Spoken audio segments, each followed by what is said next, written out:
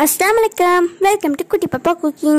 நாம இன்னைக்கு ஒரு ஸ்வீட் ரெசிபி தான் பார்க்க போறோம். பனானா பணியாரம். இப்போதான் நம்ம வீடியோ ஃபர்ஸ்ட் டைம் பார்க்குறீங்கன்னா மறக்காம நம்ம சேனல் சப்ஸ்கிரைப் பண்ணி பக்கத்தில் இருக்க பெல் சிம்மை கிளிக் பண்ணிக்கோங்க.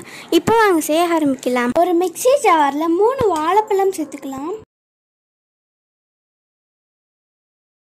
இப்போ இது நல்லா ஃபைன் பேஸ்டா அரைச்சிட்டு வந்துடலாம்.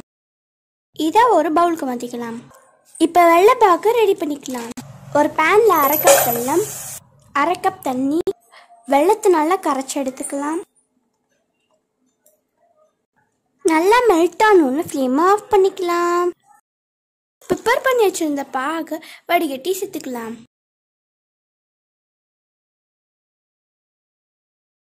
இதை நல்லா மிக்ஸ் பண்ணிக்கலாம்.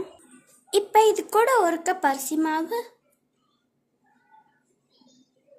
இப்போ இது கூட 1/4 teaspoon baking soda, 1/4 cup desiccated coconut. உங்கள்கிட்ட டெசிகேட்டட் கோகோனட் இல்லைன்னா சாத தேங்காவை துருவி சேர்த்துக்கலாம். இதை நல்லா மிக்ஸ் பண்ணி விட்டுக்கலாம். இந்த அளவு நல்லா மிக்ஸ் பண்ணி விட்டுக்கலாம். பணியார பேட்டர் தயாராக இருக்கு. ஒரு பணியார சட்டியில் நெய் ஊற்றிக்கலாம். ரெடி பண்ணி பிடிச்சிருந்த பேட்டரில் ஒரு குழியிலும் 3/4 பதத்துக்கு ஊற்றிக்கலாம்.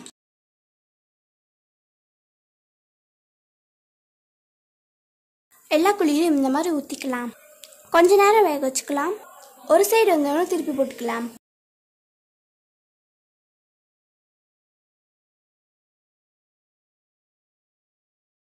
ரெண்டு சைடும் நல்லா ப்ரௌனிஷ் ஆகிடுச்சு. சுட்டு வச்சிருந்த பணியாரத்தை ஒரு பிளேட்டுக்கு மாற்றிக்கலாம். இதோ நம்ம சுவையான பனானா பணியாரம் தயாராக இருக்குது. இந்த வீடியோ உங்களுக்கு பிடிச்சிருந்துச்சுன்னா மறக்காமல் நம்ம சேனலை சப்ஸ்கிரைப் பண்ணி பக்கத்தில் இருக்க பெல் சிம்மை கிளிக் பண்ணிக்கோங்க. அளவாக சாப்பிடுங்க, ஆரோக்கியமாக இருங்க. தேங்க்யூ.